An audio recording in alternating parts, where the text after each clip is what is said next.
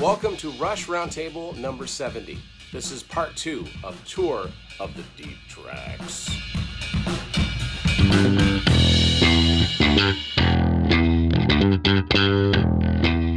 All right, what's going on, everybody? This is Matt hosting the Rush Roundtable for the very first time with Tour of the Deep Tracks Part 2. But before we get into that, as always, we're going to talk about a song we're currently hooked on or a deep track we'd like to shout out. So we'll start with Kira. Well, hi guys. How's everyone doing today? Hi friends. So I've been giving the album Test for Echo some love lately. So I have been stuck on Time and Motion for a week straight. The obsession is real, guys. The obsession is real. So yeah, Time and Motion, fantastic underrated track. You should all go listen to it after this. Very nice. Me personally, I'm going to give a shout out to what I think is the most underappreciated track on their most popular album, and that's Vital Signs. It's been a while since somebody shouted that one out, and I think it needs some love. Tim? I'm going to go with The Main Monkey Business from Snakes and Arrows. Very nice. Nick? I'm going to go with Armor and Sword because it was originally going to be on this set list of mine, but I had to cut it out because of, well, I'll explain later. But yeah, it's a good one. It's very summery and summer's coming. Chris, welcome back, by the way. Thank you so much. I've been hooked on two things. Armor and Sword. Who just mentioned that, Matt? Nick. I don't know what it is. Armor and Sword live in 91. I've been listening to Counterparts Tour live. I think it was Counterparts. And just an Early Warning live in Rio I've been playing on repeat every day. I don't know what it is. From Motion Rio. Counterparts. I think you're confused. Armor and Sword was a Snakes and Arrows. No, I mean the live tour. Snakes and Arrows live. 2007. Just Yes. confusion. Okay, but there's another song from Counterparts I've been listening to. You've also been listening to A Passage to Bangkok. Oh yeah, have I? That's very funny. Ghost of a Chance, live Albany, 1991. That's what I've been listening to. Oh, nice. Okay. Very nice. Okay, It's- Ryan. It's been a while. He's a little confused. It's Dusty. all right. Okay. That screen looks quite dusty too. Okay, so I'm gonna give a shout out to a deep track that I've been hooked on, and that's Double Agent. So funny enough, if you've seen our most recent, our new series that we're doing called Stick It Out, both our pals Stephanie and Jerry both got Double Agent for one of their songs that they didn't really like, I guess you could say, and yeah, I've been giving it a listen myself to try to convince them that it's a really good tune. So you'll have to stay tuned to episode number 1 of Stick It Out. The prelude was posted just this past week, but episode number 1 coming next month. Very exciting. Okay, so basically how this is going to work is we'll go around the round table. Everybody will read their set list, and then we can discuss. I think it would be best to, sort of keep outside comments from people whose list it isn't till the end of the list, just so we can get through everything, and it'll appear on screen as well. So we'll go in the same order. Kira, take it away. Okay, before I read my list, I am going to warn everyone that is watching this that creating set lists is not my strong suit. So I am sorry. But to start off, this is actually inspired by one of the Clockwork Angels tour dates. Alex and Geddy actually started off the show before they performed any songs with a really bad mafia joke. So I'm going to start off my set list with Alex and Geddy doing some really bad joke before they even play. And then the first set's going to start. So I've got here Bastille Day, then Circumstances, A Farewell to Kings, Something for Nothing, Time and Motion, Face Up, Cut to the Chase, Alien Shore, Armor and Sword, Different Strings, and Available Light. Then there's going to be an intermission video, some really weird video, maybe Slobovich or something. Who knows, right? And then for my second set, I'm going to start off with Hemispheres in full. Then we got Jacob's Ladder, Marathon, Territories, Prime Mover, Lock and Key, Limbo. And in the middle of Limbo, like how Alex did in Rush Rio, I want him to have some crazy monologue of him just saying random stuff, whatever comes to his mind. And then after Limbo, we're going to have Earthshine, Seven Cities of Gold, Peaceable Kingdom, The Way the Wind Blows, Second Nature, In the End. And then for the encore, we're going to start off with Between the Wheels and follow that with Losing It and The Garden. And again, creating set lists is not my strong suit. So I first just kind of narrowed down the 27 songs that I wanted to include. And then I just tried to list them as best as I can and try to make them flow. I know maybe some of these don't flow as well, but I took this opportunity to highlight some songs that haven't been played live that I think should have really been played live, and just songs that don't really get enough love. Like, I feel like Limbo is one of the instrumentals you don't really want to hear anybody talk about. So I decided to pick that one instead of, I'm drawing a blank. Oops. Uh-oh. Blooper. Leave I'm that thing sorry, alone. guys. Yes. Ryan knows. I'm sorry, guys. So yeah, that is my set list. Feel free to ask me any questions or make any comments. Very nice. Anybody got That was anything good. right That now? was good. Yeah, it is good. I just want to say two things. So you have Hemispheres in full into Jacob's Ladder. So do they at least get like a short nap in between Jacob's Ladder and the next song, Marathon, on that? Half hour of straight Good- playing there. Good grief. The other thing was, but for your encore, you have Between the Wheels, and then you have Losing It into the Garden. So you've got two really slow, emotionally sad songs back to back. So how's that going to flow? I'm gonna go You know home. what? I know it's not the best flow, but when I set this up, Losing It just didn't really fit so much anywhere. Okay. I just thought it would, I guess because the garden is so raw, I thought it would be good to have a somewhat more emotional song before it and after Between the Wheels. I was, like I said, I was just trying to make this flow as best as I could, but I also wanted it to be unique as well. So And you didn't put I too tried. much in Snakes and Arrows. Is there a particular reason for that? You only put the one song from the looks of what I'm seeing, or two songs. Armor and Sword and The Way And the The Wind, Way the Wind Blows, which are great Blows. tunes, but I think that record could be probed a little more. It's your choice, though.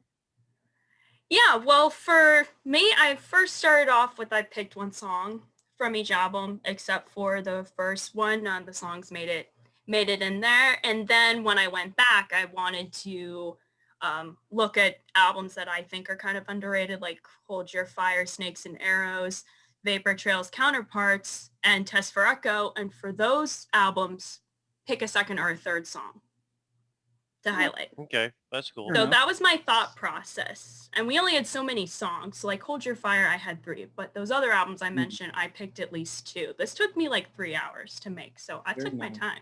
Well, good job. I think it's very nice. Thank you. Oh, by the way, those watching, I did mine last week. I'm just here to ruffle some feathers and add a little bit of intrigue in the discussion. So, And add your usual charm. and yes, my unique charisma. Yes, of course. So I'll go next. Just again, the headspace I was in when I wrote all this down was, I actually didn't like the idea of trying to, read the minds of people who I've never met and what would they say? What kind of intro video would they do? None of that. This is what they're going to do. They're going to put up a cool background with one piece of artwork or whatever. I don't care. That doesn't change. Just a regular background, no screen, no nothing. And they're going to come out, no frills, no nothing, and they're going to play 2 sets of music. They're not going to say a word to the crowd. They're going to let the music do the talking. And I stylized it after a sort of like Grateful Dead, Allman Brothers type of show where, you're sitting down and you're expecting a lot of music and it's just going to be sort of a cohesive piece. And to that end, right, we have to look at what those bands typically did. On a typical night for the Dead, for example, it would be a shorter set one that would mainly be shorter songs and would cover sporadic parts of their career. And the second set would be where you'd get your more creative jams, your more, loose, free, they would play around with it a little bit more. And so that's what I decided to do. So moving into set one, I had them open with, like Kira, Bastille Day and Circumstances. I think it's a great combo from the 70s. It's a good way to get the show started, sets the tempo, sort of kicks you in your teeth a little bit. And then I have them going into Entre Nous, the main Monkey Business to give a vocal break. Then Digital Man, Lock and Key, Territories, The Weapon, Marathon, Losing It, and Mission. I thought Mission was a really good sort of cap on that first set. So that's why I ordered it that way. And then set two, I think Kira must have copied me on this because I have them also coming out and doing all of book two.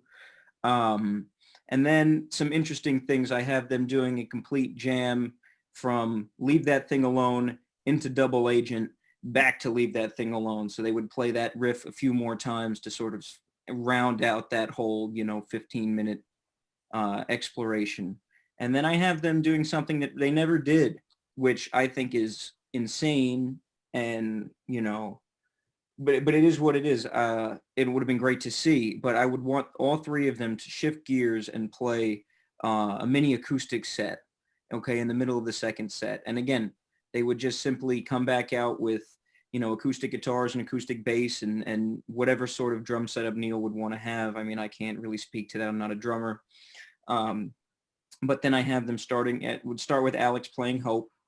And then that would go into an acoustic version of Nobody's Hero, an all acoustic version of Presto, an all acoustic version of Lakeside Park, a reprise acoustic version of Entre Nous going into different strings, and then finishing up the second set with the acoustic version of In the End. So that would be your second set. And the encore is getting back to, the Rush that we love, 3 kick-ass rock songs, Between the Wheels, Armor and Sword, and Everyday Glory. And I think Everyday Glory would be the perfect way to, give every real diehard fan in the building the perfect send-off, since it's never been played live, and it is, I think certainly a fan favorite. So that's my list. So who copied who? Coffee shop. I think, well, I had mine in for last week, but I wasn't able to make it. So this list is like a week and a half old. So I think it's the oldest list. So Kira copied Matt. In a few spots, but that's okay. I mean, you can't argue with all of Hemispheres and Between the Wheels as your first encore. I think those are all pretty badass. Matt's playlist is going to be played at the Bluebird Cafe in Nashville in front of 50 people. I mean, off what he said. Look, bro, I'm not against it. It's a different, Rush throughout their career, right? What's the one thing we always say is that they were never afraid to try anything. They were never afraid to challenge themselves. And I think, switching up from the rigidity of their live shows would definitely be a challenge.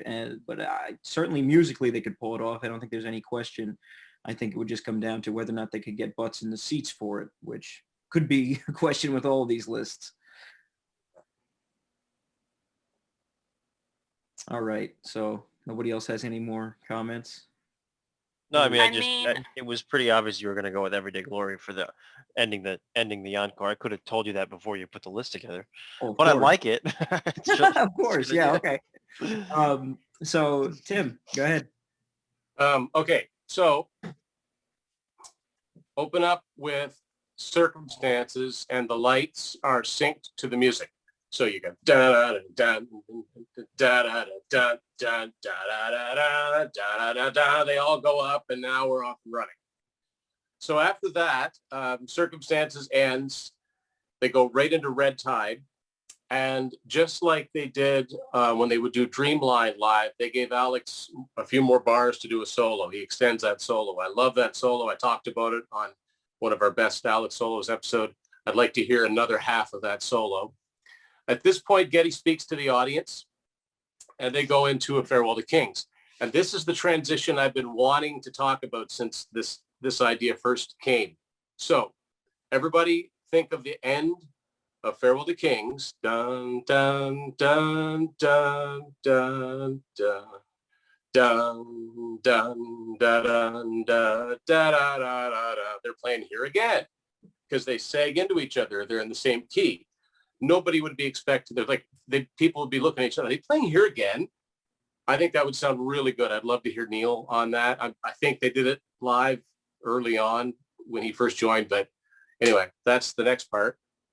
After that, cut to the chase, which is still boggles my mind. They never did that one live. I'm going to get my list out here. Okay, then they go into Malignant Narcissism. Now, maybe they do stretch it out a little bit. And that section in the middle of it, where they normally have the dialogue from Team America, this is where Alex walks up to the mic and just does Alex, blah, blah, blah, or he talks about someone on the road crew or whatever it is that he wants to do, like he used to do with Livia Stringato. That's where he does it. At this point, Geddy says, we're going to slow it down a little bit. Open Secrets, always one of my favorite deeper cuts from Hold Your Fire. Then they bring it back up. They get heavy again with Peaceable Kingdom. They go into Chemistry. They go into Double Agent. And while they play Double Agent, footage from the Untouchables from the 60s, black and white footage, is going to be on the screen behind them, because Neil talked about how they liked watching that show when they were in California late at night, because it was the only thing on when they got back from the show, when they in their hotel. And then they closed the first set with Something for Nothing. So now they come back out, and nobody was expecting this, but they go into Bastille Day and they just kill it. They just drive it right home. Crowd starts to get a little rowdy. It's general admission. They don't like general admission shows. Okay. Geddy has to talk to the audience and calm them down. He says, all right, everybody, you're going to have to push back. If you don't push back, we're going to have to stop playing. It'll be a real bummer. Some of you probably understand what I'm talking about, but if you don't, go to YouTube, type in Geddy Lee, real bummer. He actually said that to a crowd that was getting out of hand. All right. The crowd complies. So then they do Face Up. Then they do the records. Then they go into Between Sun and Moon, and Between Sun and Moon is what leads into Neil's drum solo, an amazing drum solo. I don't know what he does, but it's amazing, right? So then Geddy and Alex come out. It's acoustic time. They play Rivendell. And as they're finishing that, Alex throws in a little tiny bit of Brune's Bane from Exit Stage Left that had never appeared in an album. People go nuts. But just as people are starting to get a hold of that, they go into different strings and they play all the different strings. And just like on the R30 tour, where Neil would come back out halfway through Heartful of Soul and start playing drums behind them, he comes out different strings and starts playing the hi-hats and the snare, and they finish that song. Then the lights go out completely, and all of a sudden Geddy goes up to the mic, hey, and they go into Scars. So they play Scars. Then they do Cinderella Man. Then a big Grace Under Pressure graphic comes up, because this is the only part in the set where there's two songs in a row from the same album. They do Red Lenses and Body Electric. Then they do Lock and Key, and they end the set with Finding My Way. So everybody's like, what are they going to do for an encore, I wonder? Okay, they're going to throw everybody for a loop. A grand piano wheeled out on stage, and they have either, I'm going to pick someone, say Ben Mink or Jason Snyderman, someone who's played guest keyboards on a Rush album or guested on a Rush album before, because Geddy's not going to sit down and play the grand piano. Children's choir off to the other side. They began Available Light. And end of the first chorus, I Want to Look at Life. Spotlight hits this one kid that sings In the Available Light. Nails it, okay? Does that first and second chorus. Now the third chorus comes around. I Want to Look at Life. Geddy sings In the Available Light, and he nails it perfectly. Then they keep the kids' choir out. They do the garden, not a dry in the house. So everybody's like, oh, like it's drained, right? So then the choir goes, piano goes, just the three of them. They play In the End. And as they play In the End, there's a retrospective video of their entire career that plays. And that's it. That's the show. Wow. You put a lot of thought into that, Tim. Yes. I Rush appreciate should have hired you to design their shows. I wonder it's funny. I just started plugging in songs, and I realized that I hit every single album except for 3. I didn't put anything from Test for Echo, and I love all these albums. Nothing from Power Windows, and nothing from Moving Pictures, but there's at least one song from every other album. There are no real deep tracks on Moving Pictures anyway, but the more I listened to Moving the Pictures was songs excluded for this. Moving Pictures was, we said you couldn't use any of Moving Pictures Right. from this. Yeah. I commented that on Instagram.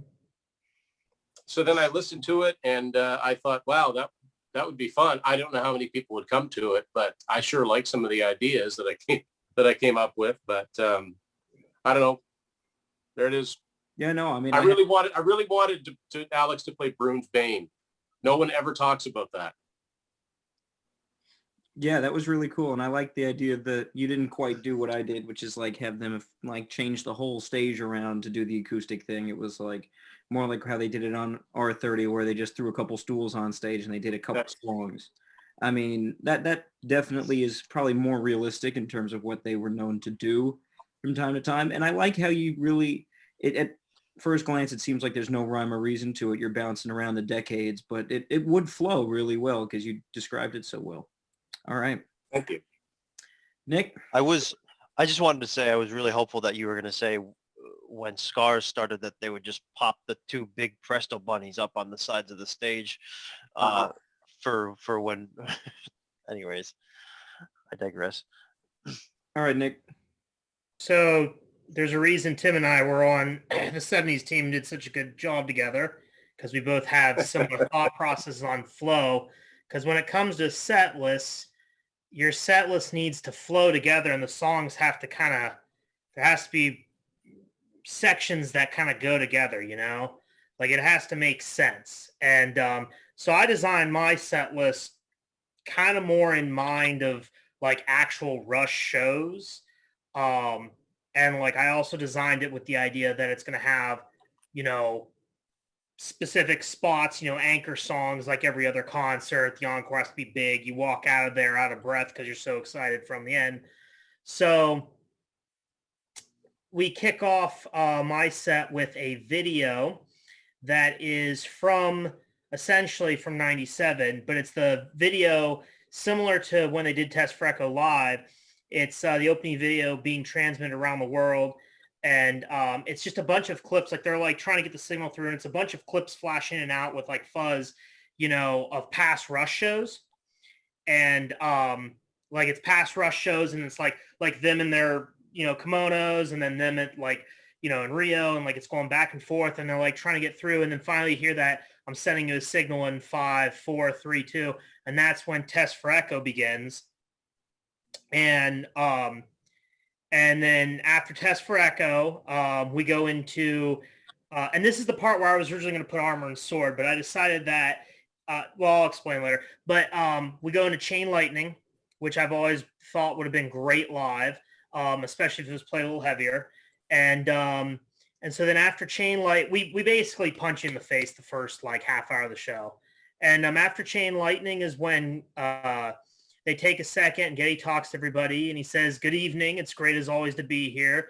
Tonight should be fun, as this is our one-off deep tracks show." Of course, outside of Canada, everything could be considered a deep track for us. Well, except Tom Sawyer. If you were hoping to hear that tonight, just put on your classic rock radio station in the car on your way home, and I'm sure you'll hear it. Anyways, we got a lot of deep tracks to play, so let's go. Here is Ceiling Unlimited, and then they go into Ceiling Unlimited, and then from Ceiling Unlimited they go into Earthshine, and after Earthshine, much like they went into YYZ on the Rio tour, they go into Limbo, which is another heavy instrumental. They play Limbo through, and then when Limbo ends, it has a nice hard ending to it. They go into another song that I don't know if they ever played live, which is Vapor Trails. Then after Vapor Trails, we have a slight, the tone kind of changes a little, and we go into Half the World. And after Half the World, Geddy comes out, you know, once again, we hear Geddy talk. And he says, if you can't tell, we're Canadians. And we just want everyone to get along, you know. And so in the spirit of that, here is another little song about getting along. It's called Heresy. and they go into Heresy. And then from Heresy, they go into Entree News. And then after Entree News, we get instrumental again, and the bass line starts, and Leave That Thing Alone. They play Leave That Thing Alone. And then the final song of our first set, which is a perfect punctuation on the first set, is Available Light. Very dramatic, and it has a great, dramatic ending to it.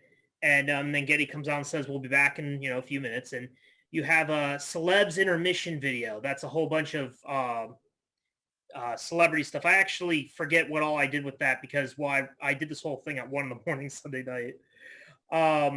And then after the celeb intermission video, they're kind of complaining about how long, a Rush set list is. And one of them cracks the joke, oh man, it's like a marathon. And then you go into the bracket winning deep track, Marathon, which is a perfect pickup to start off the second set and get things going. And then from there, Geddy comes out again and says, welcome to the second half of our show. Like that last song, this is a marathon for us. And I'm sure for you, though I'm sure you hope this never ends, for us, we're going to go as long as we can. Of course, we're a bit older now. So let's keep this going. This is Grand Designs. And then they go into Grand Designs. And then from Grand Designs, see, Ryan, you wouldn't be yawing at this concert. This concert's in your face the whole time. And then from there, they go into Chemistry, which was played live back in '84. And then from Chemistry, they go into Turn the Page. And again, this is flow, just like Tim was saying. It's all about flow. And from Turn the Page, we go into Body Electric. These are all kind of, they all kind of fit that. If you notice, they're all kind of 80s songs too. They're kind of grouped together. But then you go into Circumstances after that. And then from Circumstances, we keep up the intensity with Between the Wheels. And then after Between the Wheels ends, we go into Middletown Dreams. And then at the end of Middletown Dreams, we're gonna kind of mellow out a little bit and go into High Water, which is another song I don't think they played live. And then after High Water, you get a drum solo from Neil, followed by which is great because the drums in High Water kind of goes perfectly into a drum solo, which is another reason why I liked High Water before that. And then I have written down here that they'd play Hope, but actually, since I omitted pretty much everything from Snakes and Arrows and Clockwork Angels and basically treated it like this tour was happening in 2004, which, don't get me wrong, there's a lot of bangers from those albums. I guess he would just do some sort of acoustic solo. And then at the end of that solo, after those two solos, the slow beginning to Emotion Detector is perfect to go into. You can kind of hear it in your head, that build up. And then they play a Motion Detector. Motion Detector has another, boom, solid end. And then you've got there's silence for a second. And then Alex comes out on that acoustic guitar and plays A Farewell to Kings. And then from A Farewell to Kings, we go into Hemispheres. And this is how we're going to end set 2. We're going to end set 2 hard. You want to end your second set with people excited. They're only playing the first 2 parts, though, because we've played a lot of songs and a lot of time at this point. They're playing the first 2 parts, just like on the R40 tour. Everyone goes nuts when Geddy hits the high note. And so then it ends, and then we have, they say goodnight, and then the encore comes on. And but before the encore begins, we have, I got to pull up my note here. We have the encore videos, a bunch of these same stars complaining about how much they had to pay for tickets while sitting in an expensive concert loge box. Then they all start getting on about how they need they all start talking about how they need to play more songs. They're like, we keep needing them to play songs to justify these ticket prices in this box. And then the lights in the video itself kind of go down a little bit on the box. And they're like, and one of them goes, oh, that's a little better. I was about to say, we better get some more songs for these prices. Anyways, can someone pass the caviar, please? As a little ha-ha joke, because that's the kind of humor that they like. And then we come out hard into By Tor and the Snow Dog. And then, but we only play up to the part where they're doing a little dun dun dun dun dun dun dun, and then they go into In the End, but all electric. They play it like they did. The encore songs basically flow like on the Exit Stage Left DVD. We're playing all electric. Playing In the End. I love that version from Exit Stage Left, the DVD. It's great. They're playing that, all right. They play this, but they also play the full solo and everything.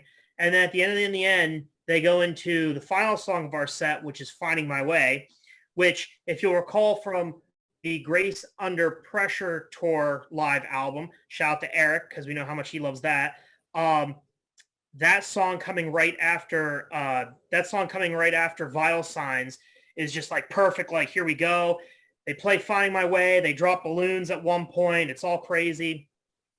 And they finish Finding My Way, and it ends. And everyone goes home, excited and out of breath, like at a normal Rush concert. And it's lit. Sounds awesome. Oh, and then at the end of it, they say, I'm sorry, and then at the end of it, I had a note here. At the end of it, Geddy says, when he says goodnight, he says, we will see you all tomorrow for our hits show. Good night, because tomorrow night they're going to have a hits show. Cool. At Heinz Field in Pittsburgh. Very nice. Very cool. Venue too. Yeah, very cool. I got to ask, what made you want to open the entire night with Test for Echo as opposed to actually switching your two openers? I think Marathon might be the stronger opener. So Marathon, I actually didn't really even consider that great of an opening song, period. It always, to me, felt like a song that should be in the middle. But it kind of fit. So the first half, I pictured like when you're outdoors at a summer show, the sun's like just kind of going down. It's still twilight. And like, to me, the songs in the first set, which I kind of forgot to explain, songs in the first set are kind of more like summery, whereas the song in the second set, while summery, are also like, you want the lights out completely for that. That first part, I also want that first part to be really heavy. That's why I almost put Armor and Sword instead of Chain Lightning, but I wanted to also keep the pace up too, the speed. And I also forgot to mention, one of the construction things that I did in the first part is, how on the Grace Under Pressure tour they did the Fear trilogy? Well, I thought it was cool, the idea that Half the World, Heresy, and Entre Nous were all kind of about, not the same stuff, but they're in the same vein. I actually really got inspired from the Time Machine tour when they did Free Will, Faithless, and BU2B together, because they all were kind of in the same. So it's kind of neat that those three, I thought, oh, that's cool. These three deep tracks kind of go together. So we have now the Interpersonal Relationships trilogy. Very nice. Yeah. Yeah. No, I mean, that's a good point, and it's, it would flow very well. Great job. When Nick started to introduce about the song about people getting along, did anyone else think they were going to go in to Take a Friend? That's what I thought. Yeah. That's okay. Yeah, and I like I said, I omitted, there's 2 or 3 songs from Snakes and Arrows and 2 or 3 songs from Clockwork Angels that honestly, I was going to use The Anarchist to start off the show, but they did that for R40, and I was like, eh. And then I was like, I'm not going to include any from them. I'm going to eliminate those 2 albums just to make my life a little easier picking these songs. So, yeah. Also, I don't consider the Main Monkey Business a deep track, because they played it like on 3 tours. But the Main Monkey Business is probably the best instrumental up on the board. Oh, for sure. I would agree with you. I would agree, but I left off my list because I don't necessarily think it's that deep. Okay. And I heard it 3 times live. So, well, just a little deep. 3 tours live. I heard it like 8 times live. So you heard it here, folks. The Main Monkey Business is a shallow track, or mid-level. Oh. Shame. But fantastic track. Last but certainly not least, the man of the hour, Mr. Christopher. Wow, that's a bigger intro than I was prepared for. Well, I'm really here for Ryan. I'm here to bother Ryan. I'm just here to bother Chris. So man. That's why I shut up. No, I'm excited to be back. I usually work Mondays, so that's why it's good it's a Tuesday. But it's phenomenal to be back. And I'll tell you now, I took an opposite of R40 approach. I went R0 approach and chronological order. And I didn't think of the audience. It was a selfish set list. I thought of what I wanted to hear. It doesn't make a lot of sense, but not much of Rush makes sense, and that's my favorite part about Rush. I didn't consider what keys flowed into what. I think all my songs tend to be pretty high pace. hot intro kind of songs. You know, as far as choreography goes, every song already has their own staple choreography. I wouldn't mess with that. Maybe stage presence regarding washing machines and roasters. You know, maybe I'd have power tools up there. I don't know. But there's definitely no hits. The set doesn't make sense because Rush has to include their hits, but it's a deep track set. So I titled it the Deep Tracks Tour. So I decided go right into it with songs that weren't. That's what we titled the episode, my guy. Yeah, the Deep Tracks Tour. Okay. Very creative. I was thinking of opening videos.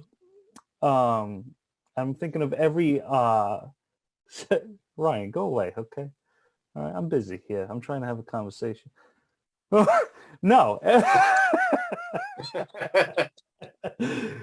I'm thinking of every celebrity that loves Rush in a theater, and it zooms in on those celebrities asking why Rush is late to their show. What's Rush doing? And I thought that would be a really cool intro. And they go right into Bytor and the Snow Dog with Neil's heavy drum intro. The lights are off until the whole band comes in after the intro video. Then you have Bastille Day, A Farewell to Kings on my set. Circumstances is one of my favorites that wasn't played a lot live. I think Snakes and Arrows Tour was the only time it was played live other than maybe A Farewell to Kings Tour. I don't remember. Correct me if I'm wrong. Circumstances was released after A Farewell to Kings. It hadn't come out yet, pal. It hadn't come out yet. What was it from? Hemispheres. Hemisphere. I think you meant Hemispheres, but yeah, I think that is an accurate statement. It was played in the 70s and then in yeah, not since though. So, yeah, right. I believe that's right. I have The Trees, The Analog Kid, Digital Man, which I wanted to be at the beginning of my second set, but it just didn't turn out that way with my chronological idea. Losing It, one of my favorites, only played once live. Kid Gloves, one of my favorites. Middletown Dreams, Manhattan Project, and that ended my first set. I thought Manhattan Project was a really cool way to end the first set. You know, Geddy saying, you know, we're 1,000 years old, we'll be right back. As far as the intro video coming back into the second set, I love the Call Me Heidi video. I love the chicken video with Geddy. I love all their videos, but I'm thinking of new videos. I'm trying to think of new videos. And I thought about Rush lounging in a hotel or Geddy and Alex, and Neil's on his way to the show, coming back from break or dinner or whatever, and he's talking to them in his helmet, and they're wondering where he is, why he's taking so long to get back from his break. And they go right into Prime Mover. As Neil's running back into the show in the video, they go into Prime Mover. Geddy's starting on the bass with the intro to Prime Mover. I know Kira mentioned Prime Mover. I love that song. I think it's very underrated. I think it was only played once in the 80s, right? Maybe twice. But after Prime Mover, you have Mission, one of my favorite songs of all time. Turn the Page. And after Turn the Page, Geddy goes into the welcome to the second half of our show. Thank you for being here. His pretty standard every show welcoming chat. Turn the Page was played live. I'm trying to remember right now. It was never. Yeah. It's on Show of Hands. Is it? Mm-hmm. Yeah. Yes. Show Don't Tell, Superconductor. The Past is one of my favorites ever. The Past. It's a really hot, quick ending, and I think that's a great spot for Neil's drum solo. It would be a really, classic O Batterista type from Rio with the jazz ending, the whole nine. That's my favorite. I don't know if you consider a drum solo a deep track, but you can't go a Rush show without a drum solo. The Big Wheel is one of my favorites on Roll the Bones, and I think it's the most underrated on that album. I love that song. After that, I have to Cut to the Chase, Nobody's Hero, Between Sun and Moon, which has an amazing solo. That's one of my favorite solos by Rush. With every part, every instrument was unbelievable on Between Sun and Moon. Everyday Glory, Ghost Rider, which I'm not sure if that was ever played live either. It was. Ghost Rider was, yeah. In Rio. Yeah. Yeah. Vapor Trail was not, though, and that's what I have next, which I find the greatest disappointment. And it's funny because Rush satisfied my appetite as far as what I needed to hear live for the most part. Would I have loved to hear every song live ever? Yeah, of course. But Vapor Trail I would have killed to hear live. And for my encore, The Way the Wind Blows is my favorite song on Snakes and Arrows. I think the lyrics are some of the most beautiful I've ever heard ever. Good News First is a badass song, and A Halo Effect last, which is unique. It's weird to end on.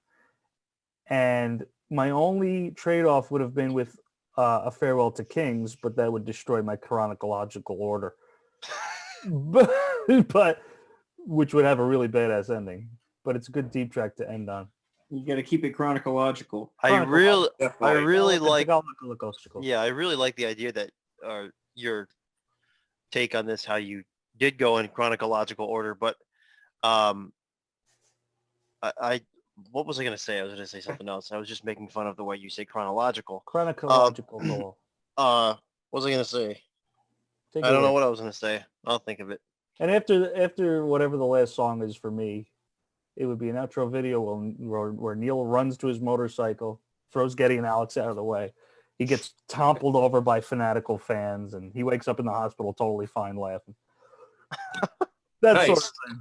Nice. But that's my deep tracks set list. I have to say, Chris, I like the way since you went chronologically, I like the way that you decided that you were going to break it up after Power Windows, because that's in my mind where their career sort of breaks up in a sense, Yes. right? It's like about the midway point. So I think that was very good. I appreciate that. Yeah, I mean, my only complaint, I would kind of be pissed if they closed the show with Halo Effect. I agree. I mean, that would just be me personally speaking. It's not one of my favorites from that record. But then again, I applaud you for not being a basic person and choosing the Garden like everybody else would have. And like I said, it was a selfish set, Exactly. And knowing you, I knew that, it was pretty much a guarantee. Like everybody knew I would put Everyday Glory. I knew Mission was going to sneak its way in there for you, but I really liked it. Thank you. And the chronological thing kind of... I know what I was going to say, other than you just said the word properly that time. But go ahead. Chronological. It minimalized the variety for me. I can't handle that much Rush thought. But, because but it's like on a menu when you go to the diner, the menu's too big, you can't figure out what the hell you're doing. I figured chronological, safe, but it gave me room to think about other things. But no, what I was going to say was, logically speaking, if Geddy sings the songs where he screeches or is in higher octave at the beginning, well, ready. His voice, he'll have somewhat of a, you would think that he'd be able to sing the lower octave songs towards the later ends of the set. If he's singing the entire set, again, this is all fantasy, obviously. You can put things wherever you want, but if he's singing the entire set and then he has to come back and sing A Farewell to Kings and Bastille Day and By Tor and the Snow Dog to end the set, I think the voice is gone. So yeah, that was part of the issue with R40 was I can imagine after a whole tour. Right, exactly. And that's a very real consideration. I mean, this isn't a Rush story, but briefly, I remember the first time I saw Iron Maiden, the first encore was Aces High, and I remember my dad saying he was really nervous because he didn't know if Bruce Dickinson's voice would hold up on that song after a whole night of singing. And of course, he killed it because he's fantastic. But it was something that had to be considered, I guess, when they were putting the set list together. And going chronologically alleviates that issue. And it's funny because I wouldn't even consider Geddy's voice weak near the end of the R40 tour. I would consider it the least powerful as far as their assets. Yeah. Mm-hmm. But practically speaking, your set list makes the most sense. Like it doesn't have, it's not the most popular songs ending off the night, but you're absolutely right. It's like get the hard part over with. That too, and it's not a set of hits anyway. So yeah. Mm-hmm. One of my favorite Rush compilations is Chronicle of Lulz.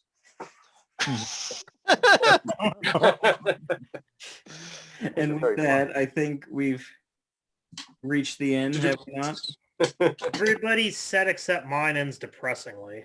Just being honest. Mine too. Like, I'm like, boy, I'd be leaving these shows sad. Like, one of them has losing it, the guard, like, Sorry. like kill myself after that. I Like, mean- just breeze. I always felt good after, leaving like a Kiss show or something where they gave you the 10-minute version of Rock and Roll All Night to kind of give you the energy boost you needed to go get out of the parking lot. And Yeah, you high. sit in the parking lot for an hour after you've had 3 beers and you've sat and you've stood for 4 hours during a concert. And you cried because of losing it in the garden back to back. It's tough. Fall I'm asleep, sorry, I just read my guys. car. I apologize to the An record update? cards. I'm Mine- sorry. I'd I like have to Ours say was my offended second you. to last song, so On- it wasn't just yours. On Chris's point about the voice, that's kind of part of the reason why I decided to omit Snake Snares and Clockwork, was because I kind of would want this to occur in like 2000, like basically around the time Rio, because in Rio, Geddy was hitting all the notes. Oh. So that's kind of why I was like, I need to have my stuff there. So And to end it, it went away. The thought left. Okay. Well, if it comes back, make sure Well, you want to listen to the next. No, I was good. I If wasn't it thinking comes of, back, leave it in the comments. I wasn't thinking of this set as far as what Rush needs to complete a set. It was just a song, it was for me. Yeah. Yeah. Yeah. And Oh, then totally. that's totally fine. All right. Well, thank you, everybody. These were really good lists. It was fun to do part 2 of this. So yeah, everybody who's watching, we hope you enjoyed. As usual, like, subscribe, comment, tell us if you thought our lists were fantastic, if you thought they sucked, somewhere in between. Get some good discussion going in the comments section. And stay tuned. Next week is Hemispheres, part 1, song discussion. So that's going to be a fun one. All right, everybody. Thanks so much.